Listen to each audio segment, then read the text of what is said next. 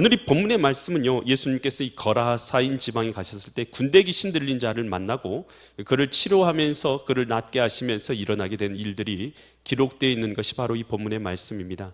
과연 이 말씀 통해서 하나님께서는 이 시간도 우리에게 무엇을 깨닫게 하시고 무엇을 말씀하시는가, 나에게 주시는 하나님의 음성이 있는 은혜의 시간 되시기를 간절히 축원드립니다. 마가복음 5장 2절 말씀 보니까요, 예수님께서 이 거라사인 지방에 가십니다. 그래서 배에서, 이게 배를 타고 건너오신 것이죠. 배에서 내려왔더니 곧 누구를 만났습니까? 더러운 귀신. 그래서 이 귀신에 대해서요, 수식어가 있는데요, 아카사르트, 이건 무슨 뜻이냐면 부정하다, 또 거짓되다, 불의하다, 악하다, 이런 단어가 바로 이 단어예요. 그래서 이 귀신 앞에다가 이 단어가 붙은 것은 어떤 뜻이냐 하면, 귀신은 존재론적으로요, 선하고 착하고 의로운 일을 하지 못해요. 귀신은요, 존재론적으로 악하고 더럽고 부정하고 불의하고 더러운 것들을 행하는 것이 바로 이 사단의 일이다라는 것입니다. 이 무덤에서 나오는데 이 더러운 귀신 들린 사람이 어디에 있었어요? 무덤 사이에서 나왔다는 것이죠. 여러분, 귀신 들린 사람을요, 귀신은요, 좋은 곳, 아름다운 곳, 깨끗한 곳, 영광스러운 곳으로 절대로 인정하지 않습니다. 중독되는 자리로 나가게 해요. 술에 중독되고, 마약에 중독되고, 인터넷에 중독되고, 게임에 중독되고, 나쁜 것에 중독돼요. 그런 그 자리가요, 중독된 자리가요, 좋습니까? 절대 좋지 않아요. 여러분, 이 중독되면요, 어떻습니까? 중독되면요, 자기가 하기 싫어도 계속해서 그걸 하잖아요. 그리고 후회하면서도 계속 하잖아요. 여러분, 사단은 꼭 그렇게 만듭니다. 사단은요, 꼭 그렇게 멸망의 자리로 사람들을 이끌어 간다는 것입니다. 여러분, 알코올에 중독돼 보세요. 그러면 여러분, 그 정상적으로 삶을 살게 되던가요? 중독된 사람 치고요, 정상적인 삶을 사는 사람을 한 사람도 본 적이 없습니다. 몸이 망가지고 삶이 망가지고 영혼이 망가져서 살아가게 되는 것이죠. 하나님의 아들 독생자 예수님은 이 땅에 뭐하러 오셨냐? 이런 어둠에서 우리를 건져내어져서 하나님의 생명을 누리며 살도록 하기 위해서 하나님의 아들 독생자 예수님이 이 땅에 오신 줄 믿습니다. 요한복음 10장 10절에서 이렇게 말하는데요, 도둑, 이 사단을 뜻하는 것입니다. 도둑이 오는 것은 뭐하러 오냐면 도둑질 하려고, 나쁜 것 하는 것이죠. 영혼 도둑질하고 나쁜 짓을 하기 위해서, 죽이고 멸망시키기 위해서 온 것이고, 내가 온 것, 여기서 내가 누굽니까? 예수님이 온 것은 뭐하러 오십니까? 양, 우리입니다. 양으로 뭘 얻게 하려고요? 생명, 영생을 얻게 하고 더 풍성히 얻게 하려는 것이니라. 하나님의 아들 독생자 예수님 안에서 영생을 얻은 자가 복이 있는 줄 믿습니다. 영국의 작가 로버트 루이스 스티븐슨이 쓴 지킬 박사와 하이드라는 소설이 있어요. 여러분 잘 아시죠? 이 지킬 박사는요, 이 마을에서요, 아주 유명한 의사 선생님이었어요. 사랑도 많고 동정도 많고 인자하고 고아와 가부를 도와주고 사회 공헌을 하고 사람들에게 존경받는 성자로서 인정받는 사람이 바로 지킬 박사였어요.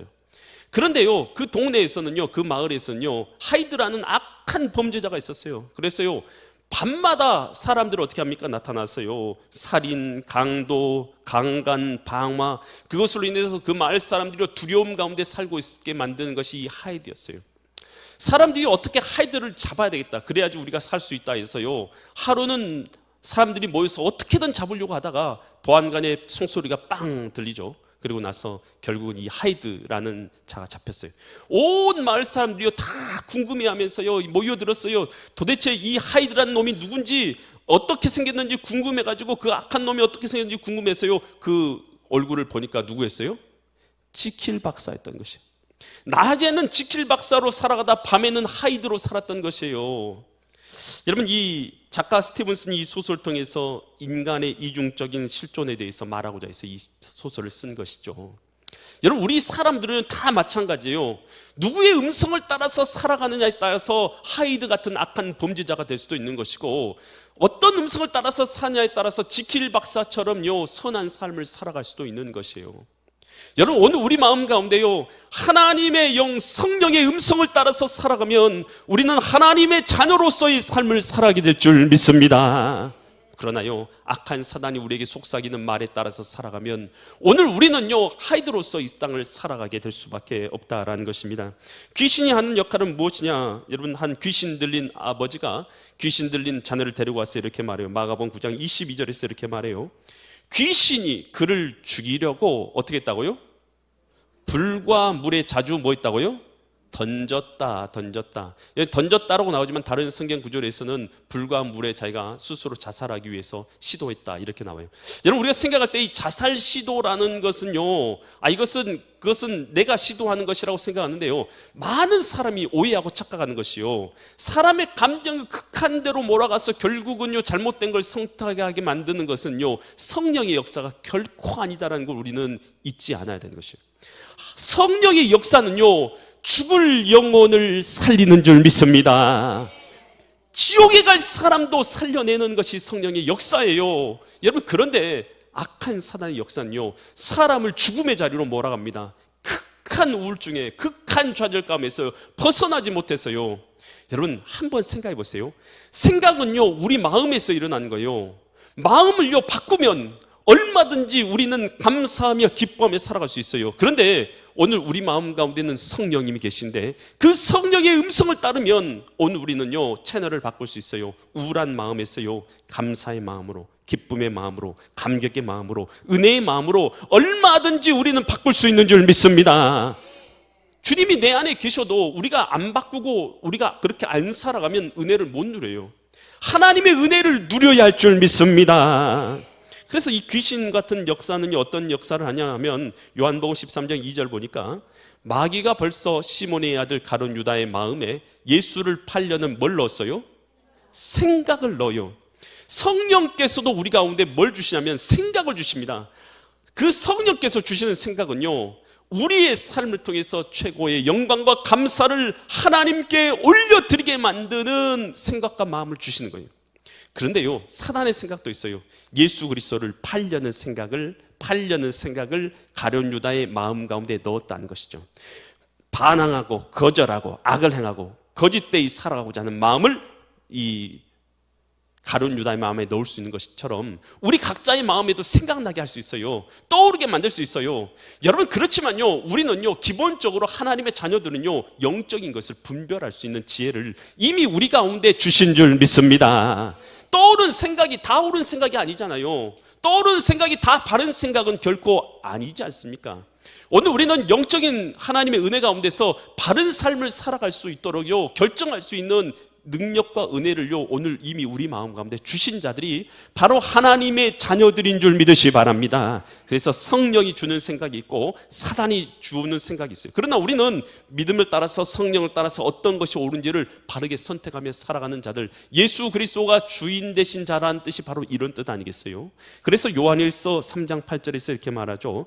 죄를 짓는 자는 누구에게 속했어요? 여러분 잘 들으세요. 죄 짓는 사람은요 마귀에게 속하나니 마귀는 처음부터 범죄함이라. 하나님의 아들이 나타나신 것은 뭐하러 나타나셨냐? 뭐하러 나타나셨어요? 마귀의 일. 여러분, 지옥으로 끌고 가는 여러분의 영혼을 지옥으로 끌고 내려가는 그 마귀의 일을 멸하려고 하나님의 아들 독생자 예수님이 이 땅에 오신 줄 믿습니다. 그래서 마귀는요 우리를요 나쁜 곳으로, 하나님 앞에 거절하는 곳으로, 하나님 없는 장소로, 하나님과 상관없는 마음으로 은혜 없이 살아가도록 만드는 것이죠. 여러분, 그런데요 우리 하나님의 자녀들 어떻습니까? 예수 그리스도께서 내 마음 가운데, 심령 가운데 주인 되신 자인 줄 믿습니다. 여러분, 우리가 그런 말 하잖아요. 나는 죽고 예수로 사는 사람이라고 말하잖아요. 여러분, 이거 내가 죽을 수 있어요? 나 죽어야지 하면 죽어지는가요? 여러분, 그렇게 안 죽어지죠. 여러분, 이것은 믿음으로 되는 것이죠. 예수님께서 십자가에 달리실 때에 나의 자아도 십자가에 못 박힌 것을 믿습니다. 예수님을 믿듯이 나의 자아가 십자가에 못 박힌 걸 믿는 것이고, 예수님의 부활하신 주님께서 내 안에 살아계신 것을 믿음으로 사는 것입니다.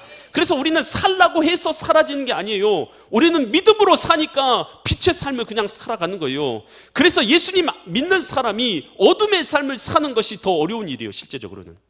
왜냐하면 내 안에 빛 대신 주님께서 살아서 역사하고 계시기 때문인 줄 믿습니다. 그때요 이 군대 귀신 들린 자가요 예수님을 딱 봤어요. 배에서 내린 예수님을 보니까 마가복음 5장 6절에서 이렇게 말해요. 그가 멀리서 보고, 그가는 이 귀신 들린 군대 귀신 들린 자가 멀리서 누구를 봤어요? 예수님을 보고, 예수님을 보고는 어떻게 했습니까? 달려왔어요. 달려와. 귀신 들린 자가요 달려오면요 얼마나 무서울까 생각 들어요. 이 귀신 들린 자가 막 달려왔어요. 그래 달려와가지고 뭐합니까? 절했다. 땅바닥에 엎드려서 절을 했다라는 것이요. 그러면서 마가복음 5장 7절에 이렇게 말해요. 큰 소리로 부르짖어 이르되 지극히 높으신 하나님의 아들 누구요?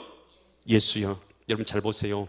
귀신이요 하나님의 아들 독생자 예수님을 압니까? 모릅니까?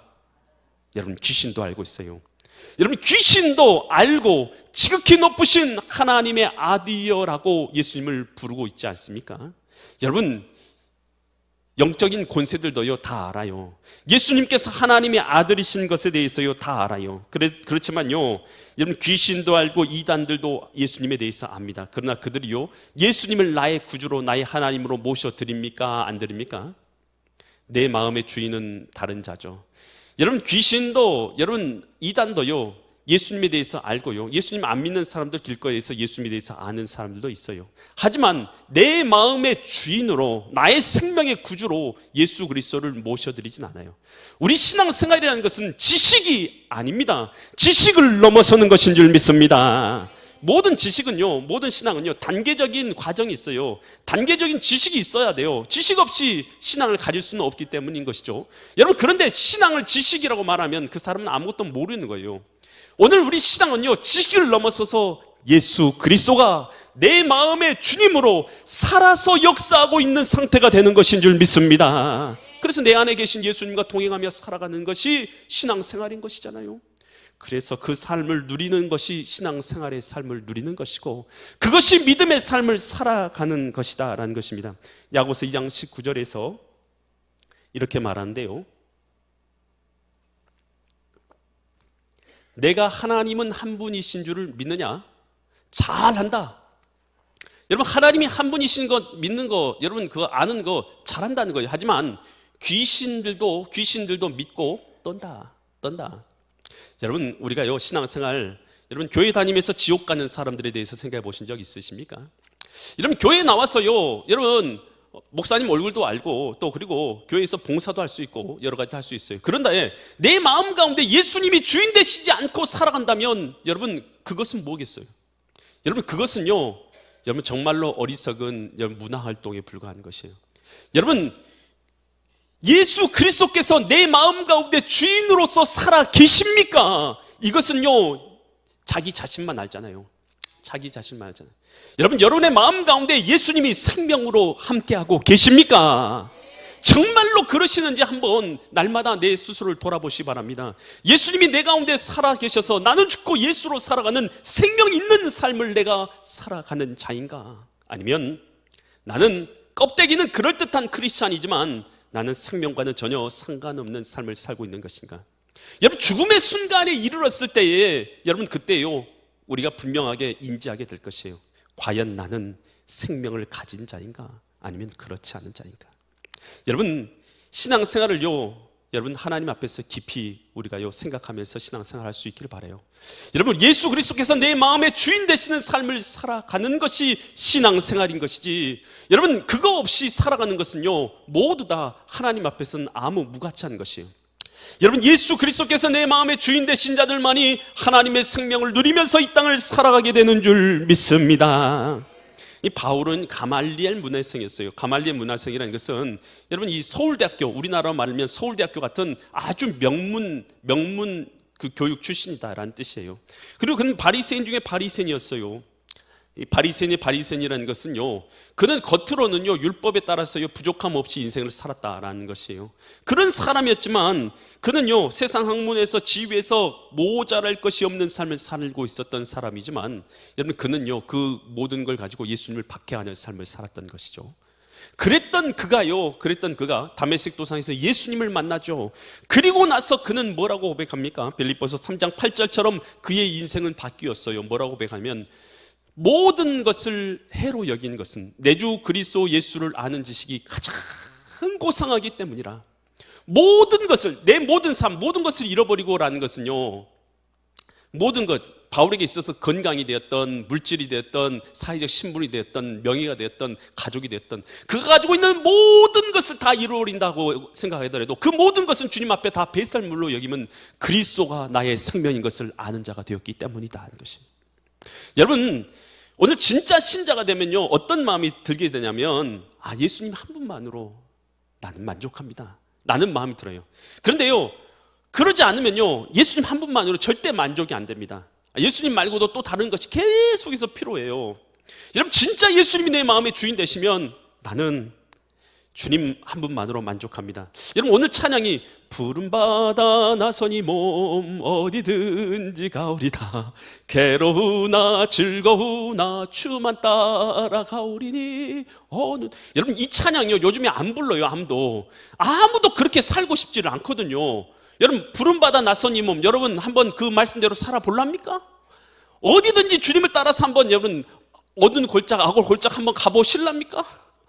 여러분, 그런 마음 자체를 요즘에 사람들은 품으려고 하지 않아요. 주님을 위해서 헌신하고, 주님을 위해서 일하고, 주님을 위해서 노력하고, 주님 앞 위해서 낮아지고, 주님을 위해서 봉사하는 것을요 싫어해요. 그래서 어떻게 살아갑니까? 여러분, 그런 거 없이 살아가려고 편하게 신앙생활을 편하게. 푸른 바다 나선 이 몸은 없어요. 신앙생활이요, 푸른 바다 나선 이 몸이 없는 신앙이 있는 줄 아세요? 절대 그렇지 않습니다.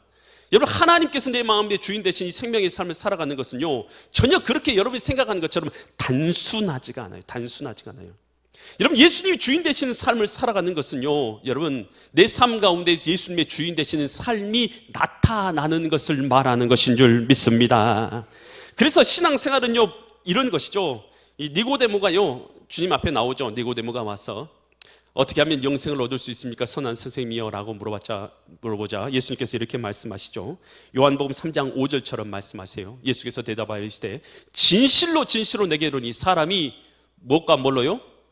물과 성령으로 거듭나지 아니하면 하나님 나라에 들어갈 수 없다. 다시 태어나지 않으면 들어갈 수 없다 말씀하셔요. 그랬더니요, 이 니고데모가 그러죠. 어떻게 우리가 사람이 다시 태어납니까? 어떻게 다시 태어납니까? 라고 예수님 앞에 그렇게 물어본단 말이에요. 다시 태어날 수 있느냐고. 그랬더니 예수님께서 뭐라고 말합니까? 물과 성령으로 태어나야 된다 라고 말씀하셔서 요한복음 3장 16절에서 이처럼 말씀하시죠. 하나님이 세상을 이처럼 사랑하사 독생자를 주셨으니 이는 저를 뭐한 자마다요?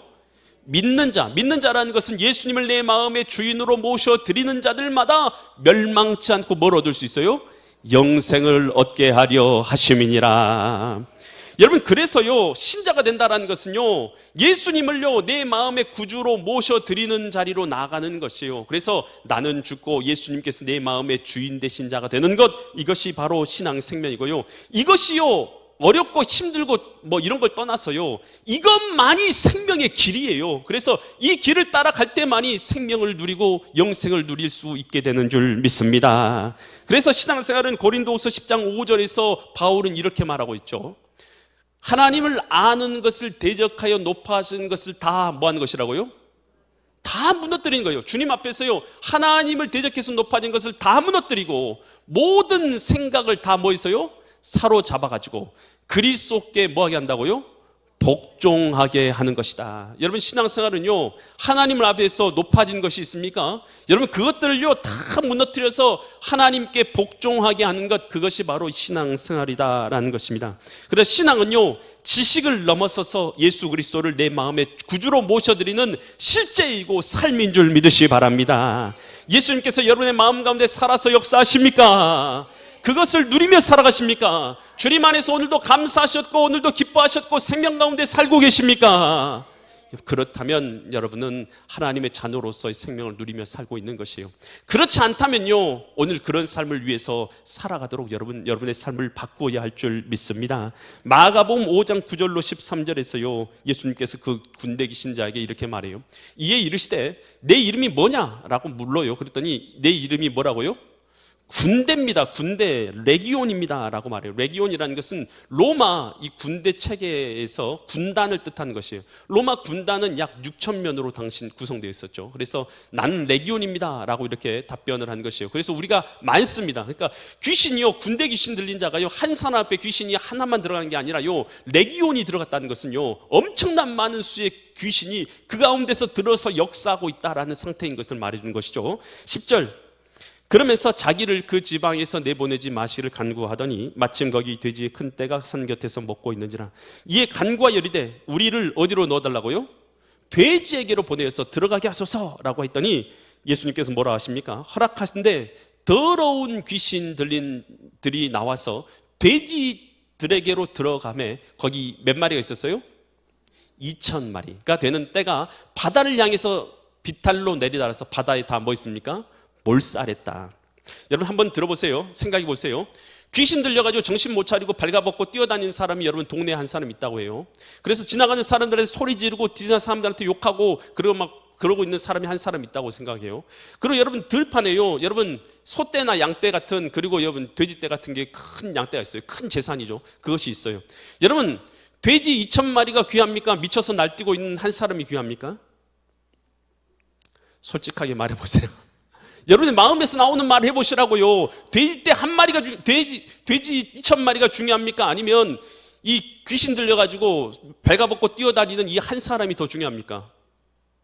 여러분 우리가 쉽게 판단하기 어렵잖아요. 여러분 그런데 예수님은요 분명했어요. 여러분 예수님은 고민하지 않으셨어요. 전혀 고민하지 않았어요.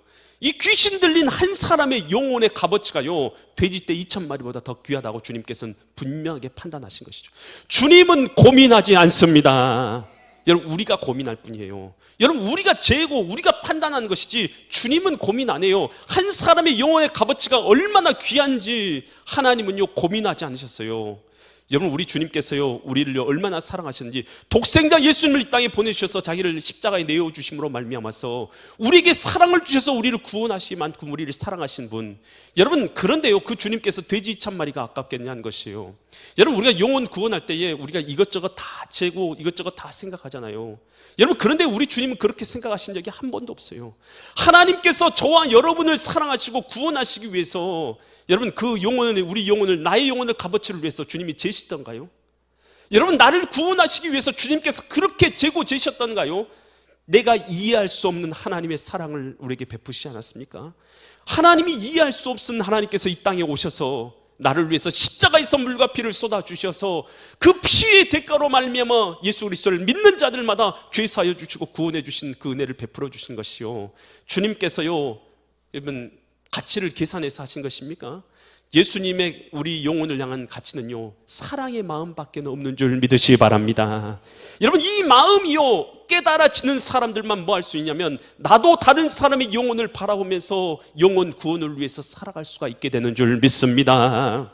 여러분 부름받아 나선 이 몸 어디든지 가오리다, 이 찬양이 그냥 나올 것 같아요. 찬양은 그냥 부를 수 있지만 삶은 그렇게 못 살아요.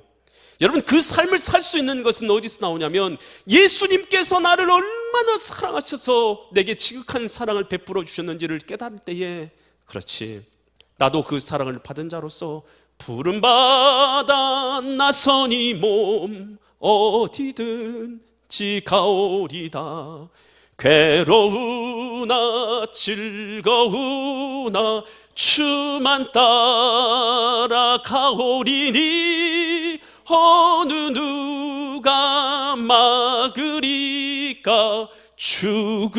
죽음인들 막으리까, 어느 누가 막으리까, 죽음인들 막으리까. 여러분 우리 신앙생활에서요 예수님의 그 사랑을 알면 우리 영혼 구원하는데요 여러분 재지를 않습니다. 영혼 구원하는데요 온갖 힘과요 노력을 다 해요. 그래서 주님께서 우리를 살리신 것처럼 오늘도 그런 삶을 살아가게 되는 것입니다. 요한복음 3장 10절에서 예수님 이렇게 말씀하셨죠. 하나님이 세상을 이처럼 사랑하사 독생자를 주셨으니 이는 그를 믿는 자마다 멸망치 않고 영생을 얻게 하려 하심이니라. 우리를 살리려고 독생자 예수님을 들이신 것이 하나님이십니다. 여러분, 그 사랑을 깨달은 자로서 오늘 우리가 영혼을 그렇게 살려가며 살아가신 믿음의 거룩한 성도님들 되시기를 예수 그리스도의 이름 받들어 간절히 축원드립니다.